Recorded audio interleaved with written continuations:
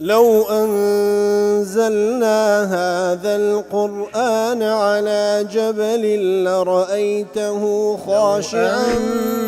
أنزلنا هذا القرآن على جبل لرأيته خاشعا أنزلنا هذا القرآن على جبل لرأيته خاشعا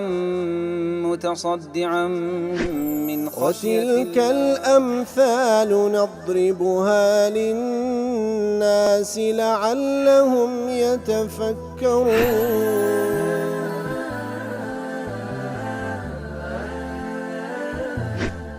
الحمد لله والصلاة والسلام على رسول الله وعلى آله وصحبه ومن والاه. السلام عليكم ورحمة الله. برزان خوش حالم لواني 1271 لوانا كاين تفسير قرآن بيروز بما وخزمتان بس رزامندي رب العالمين وهي دارم اوي ازي السودي لور بقرن. أعوذ بالله من الشيطان الرجيم. بسم الله الرحمن الرحيم. ثم يأتي من بعد ذلك 7 شداد يأكلن ما قدمتم لهن إلا قليلا مما تحصنون. بەڵێ بەڕێزان وەکو لە وانەی ڕابرد لە خزمەت ئاتکان پێشووتر بووین کاتێکەوە پادشا خەونێک دەبینی کە دەبێتە سەبەب لە بۆ دەرسوونی یوسف لە سجن عەلەیهی سەڵات وەسەلام ئیتر ئەو خەونەی کە دەجێڕێتەوە هیچ کەسێک نازانین لەوەی لێک بداتەوە دەبێتە سەبەب لەوەی ئەوەی کە ئەو کەسەی کە کاتی خۆی لەگەڵ یوسف سجن بووە بەبیری دێتەوە کە ئەو مدە زەمەنیە تەبعاً لە بیری چوو بووکەوە یوسف بەبیر مەلیکەکەی بینتەوە بەدیتنی ئەو خەونە و لێک نەدانەوەی لەلایەن خەڵکەوە دەبێتە مایەوەکەوە ئەو کەسە یوسف ببیر بێتەوە عەلەیهی سەڵات وسەلام داوا دەکا کەوا بچی یوسف لە سن بینی ئەو خەونەی لۆ لێک بداتەوە. ئیتر یوسفیش عەلەیهی سەڵات وسەلام وەکو لە ئاتەکەی پێشترکەوە لە وانەی پێشتر لە خزمەتی دابووین یوسف یەکسەر خەونەکەی لێک دەداتەوە عیلاجیشیان لۆ دادەنێ کەوا خەونەکە بریتە لەوەی کەوا 7 ساڵتان لە پێش ئەو 7 ساڵە هاتە لەلایەنی زراعەت و لایەنی بارانەوە ئیتر ئەو 7 ساڵە بە گورج و گۆڵی ئیش بکەن ئەو بەروبوومەی کە لەو 7 ساڵش دێتە بەردەستان تەنها ئەوەندەی کە دەیخۆن بەکاری دەینن ئەوەی دیکە لە ناو گوڵەکەی خۆی هەڵی بگرن و خەزنی بکەن چونکە لە دوای ئەوە ثم يأتي من بعد ذلك 7 شداد كواتا ثم يجي من بعد السنين 7 الخصبة 7 سنوات شديدة الجدب كواتا لدواء 7 ساڵە هاتەی 7 ساڵی وشکە ساڵیتان لە پێشە. يأكلن ما قدمتم لهن يؤكل فيهن جميع ما ادخرتم لأجلهن من محصول زرعكم في السنين 7 الخصبة كواتا لدواء 7 ساڵە کەوا بەروبوومەش ساکتان دێ و بوونە هەبوونە لە دوای 7 ساڵی نەبوونی وشکە ساڵیتان لە پێشە کەوا لە خلال 7 ساڵە نەبوونیە هەموو ئەو بەروبوومەی کە لە 7 ساڵی پێشووتر خەزنتان کردبوو لەو 7 ساڵەی سوودی لێوەردەگرن و لێی دەخۆن إلا قليلا منه يبقى في حرزه هەمووی دەخۆن تەنها کەمێک نەبی هەمووی دەخۆن لەو 7 ساڵی کە ستان خەزن کرد لەو 7 ساڵ نەهاتیەی هەمووی دەخۆن تەنها کەمێک نەبی کەوا لە جێی خۆی پارێزراو دەبی. قورطوبی دەڵێ إلا قليلا مما تحصنون مما تحصن أي مما تحبسون لتزرعوا كواتا لو 7 ساڵی کەوا پێشترێ هەبوو بابلێن هاتی بووە بەروبوومێش زۆرتان خەزن کردێ هەمووی دەخۆن لە 7 ساڵ نەهاتیەکەی تەنها ئەوەندەی دێڵنەوە کەوا مما تحصنون واتە دەیهێرنەوە لە بۆی کەوا لە دواترێ بیچینەوە تۆی پێ بکەنەوە لأن في استبقاء البذر تحصين الأقوات كواتا لو 7 ساڵەی کە هاتیە ئەوەی خەزنتان کرد لەو 7 ساڵە وشکە ساڵی هەمووی دەخۆن تەنها ئەوە نەبی کەوا دەیهێڵنەوە لەوەیکەوە تۆی پێ بکەن لە بۆ ساڵی داهاتوو. لە حەدیثێکدا کەوا بوخاری مسلم ڕواتیان کرد ئەبی هورێرە دەجێڕتەوە خوای لێ ڕاز دەفەرمی کان النبی صلی الله عليه وسلم يدعو في القنوت پێغەمبەر صلی الله عليه وسلم لە قنوتدا دوعای دەکرد فترەیەک کە والله أعلم لادەی ڕوات هاتیە 2 مانگان لەسەر یەکتری ئەوە لە کاتێکەوە تازە چوو بۆ مەدینە هەندێک لە موسڵمانانی مستەضعەف لە مەککەدا گیریان خوارد بوو بەدەست بێ باوەڕەکان دوعای لە بۆ موسڵمانەکان دەکرد و دەیفەرموو لقنوت دا اللهم إنجي سلمة بن هشام يا ربي خوا سلمي كري هشام نجات بدي لدستيان اللهم إنجي الوليد بن الوليد وهروها وليد كري وليد اللهم إنجي عياش بن أبي ربيعة وهروها عياش كري ربيعة نجات بدي لدستيان اللهم إنجي المستضعفين من المؤمنين يا ربي خوا واني مستضعفة لاوازو بێتوانای و کە تەبەردەست ئەو ئیماندارانەی کەوا پێتوانە کەوتنە بەردەستی کافرەکان خوا نەجاتیان بدەیت اللهم أشدد وطأتك على مضر يا ربي خوا توندی کەی لەسەر مضر لەسەر عشیرەت و بنەماڵەی مضر کە ئەوان دیارە ئەو مسلمانانیان لای خۆیان گیر کردبوو ئەوانەی کەوا دەستیان بەسەر مسلمانانە دەسەڵاتیان بەسەر مسلماناندا دەشکا خوا توندی کەی لەسەر مضر اللهم سینینە کە سینی یوسف خوا ئەو ساڵە نەهاتیانەیان بەسەر دابینی وەکو بەسەر ئەو قەومەی هەر لە زەمەنی یوسف عەلەیهی سڵاو وسەلام ئەو 7 ساڵە نەهاتیە ابن حجر دەڵێ والمراد بسني يوسف ما وقع في زمانه عليه السلام من القحط في السنين السبع كما وقع في التنزيل دا فرمي ابن حجر رحمة الله عليه بمقصدي أو بسيني يوسف أو 7 ساڵە نەهاتیەی أو 7 ساڵ وشکە ساڵی کەوا لە زەمانی یوسف ڕوویدا عەلەیهی سڵاو وسەلام وەکو خەونەکەی مەریکەکەی لە بۆیان لێک داوە هەروەکو لە قورئانی پیرۆز ئاماژەی پێکرا وقد بين ذلك في الحديث الثاني لحديث الشريكة زيادة الروين دكاتو دفرمي 7 كسبع يوسف 7 ساڵ وەکو 7 ساڵە وشکە ساڵی کەوا لە زەمانی یوسف ڕوویدا وأضيفت إليه کاتێکەوە ئەو 7 ساڵەش إضافة ذكره ودريت بال يوسف عليه الصلاة والسلام لكونه الذي أنذر بها لبروي أو أقدار خلق كوا 7 ساڵتان نهاتي لبيش وكل خونكي ديارة أو لكونه الذي قام بأمور الناس فيها يعني لبروي لو دريت بالو لبروي لو 7 ساڵ دواتر كان دردس طبعا وكل أتكان ديتن أو دبيته بابلين دسالات بيدا بخشريتن أو إداري أو خلق ذكاء لخلالي أو 7 ساڵە نەهاتەی کەوا بە جوانترین ئیدارە ئەو خەڵکە لە وشکە ساڵیە نەجات دەدالوێ دەدرێتە پاڵەوی لە حەدیثێکی دیکەکەوە بوخاری مسلم ڕاتیان کردێ مەسروق دەجێڕتۆ دەفەرمی كنا عند عبد الله للا عبد الله بن قوتي إن النبي صلى الله عليه وسلم لما رأى من الناس إدبارا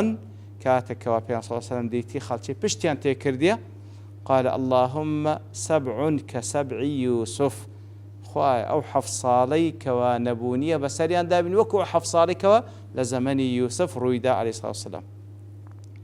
لا تفسيري سعدي دڵێ ينبغي للمسؤول أن يدل السائل على أمر ينفعه مما يتعلق بسؤاله ويرشده إلى الطريق الذي ينتفع بها في دينه ودنياه کەواتە کەسێکەوە پرسیاری لێ دەکرێ پێویستە ڕێنمونی ئەو کەسە بکە کەوا پرسیار دەکا لە بۆ ئەو کارێکەوە ئەو پرسیاری لێ دەکا و تاوەکو سوودی پێ بگەینی وهروە ڕێنمونی بکە لە بۆ ئەو ڕێگایەی بەگشتیکەوە نەفعی دین و دنیای وی تێدا فإن هذا من كمال نصحي وفطنتي وحسن إرشاده بروي أو كسيكوا پرسیار لێ دەکرێ ئەگەر پرسیارەکەی جواب داوە و هەروها ئەوەی کەوا پەیوەستە بۆ پرسیارەش ڕێنمونی بکە لە ئوموری دین و دنیای ئەوە بەڕاستی بەڵگەیە لەسەر دڵسۆزی ئەو مامۆستایە زیرەکی ئەو مامۆستایە و هەروەها جوار نەسیحەتکردنی ئەو مامۆستایە لە بۆ خەڵکی دەفەرمی لەبەرەوەی یوسف عليه الصلاة والسلام لم يقتصر على تعبير رؤيا الملك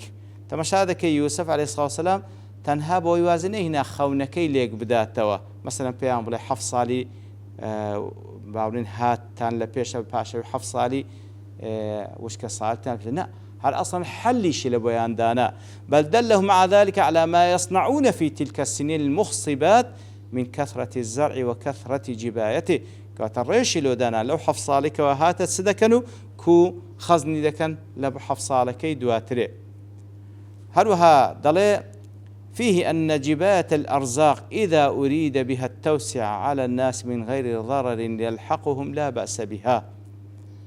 دەڵێ ئەو ئاتە ئەوەش تێداکەوە وەرگرتنی زەریبە و سەرانە لە بۆ خەڵکی لە بۆ مەسلەحەتی خەڵکی وەرگرتنی سەرانە و زەریبە لە خەڵکی تاوەکو دواترێ بە مەسلەحەتی ئەوان تەواوبی لا بەئسە بها هیچی تێدا نییە شەرعەن لأن يوسف بەس ئاگادار بین ئەگەر لە بۆ مەسلەحەتی خەڵکەکە بی تەماشاکە لأن يوسف أمرهم بجبات الأرزاق والأطعمة في السنين المخصبات كواتا يوسف فرماني پێکردن سبكان لو حفص عليكوا هاتو بەروبوومەش زۆر دێ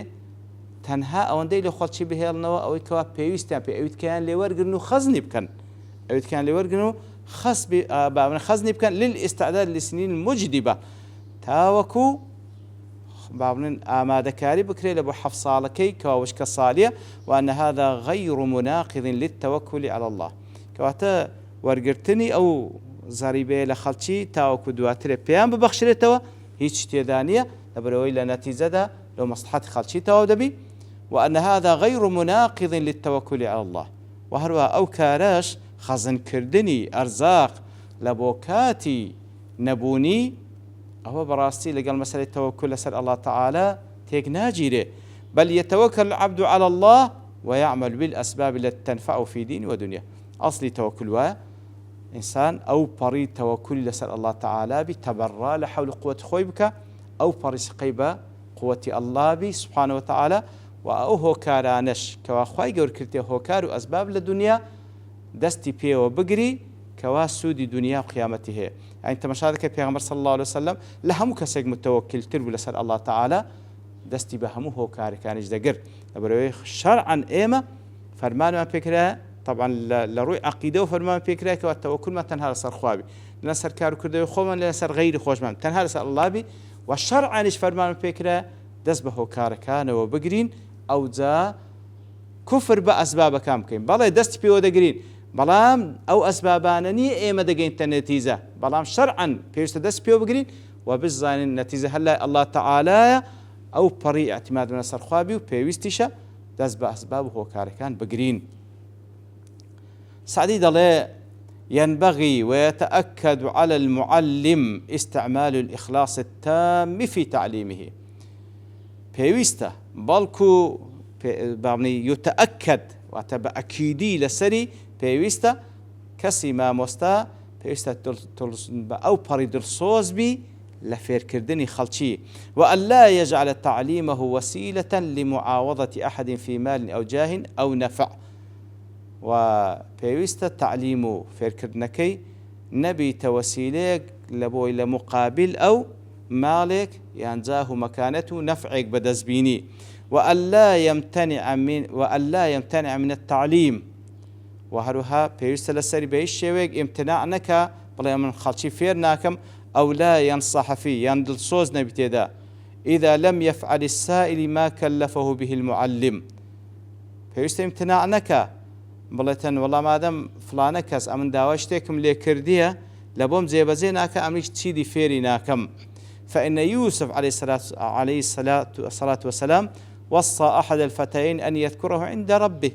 يوسف عليه الصلاة والسلام وكل لا سزن كذا كاتك وخونك ليك دا لبو أو دو جنزة يتريق لوانيك أو يقيني وابك أو دردسي وصيتي كرك أجر درسوي اذكرني عند ربي لا يقوركت باسي من بك فلم يذكره ونسي طبعا أو كسا فعلا درسو لبيريسو أصلا ببير قورك بنتو كسيك ليوسف عليه الصلاة كسيك للسن كان يوسف عليه الصلاة والسلام ببير ملكك بنتو فلما بدت حاجتهم إلى سؤال يوسف أرسلوا ذلك الفتى بلام كاتك وديسا بيويستيان بيوسف بو عليه الصلاة والسلام عينها مان جنز توالاي برسياري أو خوني ليكردو وكو لو آتانك ولا خزمتي دين لو حالت يوسف سي بيبر بلا تو من اللبير تو من شلو ليك نادموه نا فلم يعنفه يوسف قسيتون دي لقل نكر ولم يوبخه وهل سرزنش تشي نكر لتركه ذكره لبروي باسي وينكر داملك بل أجابه عن سؤاله جوابا تاما من كل وجه والكو والله مدايوة زور بولامتي تيرو تسل وعلاجي شي لبو خونكي دانا كوا خوني باتشايا يتر براستي أو باريد الصوزية كوا بيست ما مستا بو باريد الصوزي أو كوا بيتي باسي بكالو خلشي بەڵێ ئینجا دەفەرمی ثم يأتي من بعد ذلك عام فيه يغاث الناس کەواتە لە دوای ئەوە کەواتە 7 ساڵ هاتیە 7 ساڵ لە دوای وی وشکە ساڵیە لە دوای ئەو 4 ساڵە ثم يجيء من بعد 7 سنوات المجدبة عام يمطر الله فيه الناس الأمطار الكثيرة لپاشی 7 ساڵە هاتیەکە 7 ساڵە وشکە ساڵێکەوە 4 ساڵە ساڵی 15 خوای گەورە بارانێکی زۆر لە خەڵکی دەبارێنی لەو ساڵەدا فيه يغاث الناس يغاث واتە يمطرون وەکو جمهوری مفەسرین دەڵێن واتە لەو ساڵەدا خەڵکی بەهانایان دێ بارانێکی زۆر لەلایەن خوای گەورە سبحانه وتعالى واحدی دەڵێ ويجوز أن يكون من قولهم أغاثه الله إذا أنقذه من كرب أو غم كواتا كذلك الله تعالى بهاناي هات كاتكوالا مصيبته لنبونيك نزاتي ددا ومعناه ينقذ الناس فيه من كرب الجدب كواتا لو صالدا خلشي نزات ددري لا وشك صالي لنبوني اتربو الشوية زانا قسيان لسرواتك كدي برام هاشتا قسەی تری لەسەر لەبەر تەوابوونی کات دەوەستیت بە پشتیوانی الله تعالى وانی داهاتوو دێنەوە خزمەتی وصلى الله وسلم على نبينا محمد وعلى آله وصحبه أجمعين وآخر دعوانا الحمد لله رب العالمين لو أنزلنا هذا القرآن على جبل لرأيته خاشعا أنزلنا هذا القرآن على جبل لرأيته خاشعا أنزلنا هذا القرآن على جبل لرأيته خاشعا متصدعا من خشية الله وتلك الأمثال نضربها للناس لعلهم يتفكرون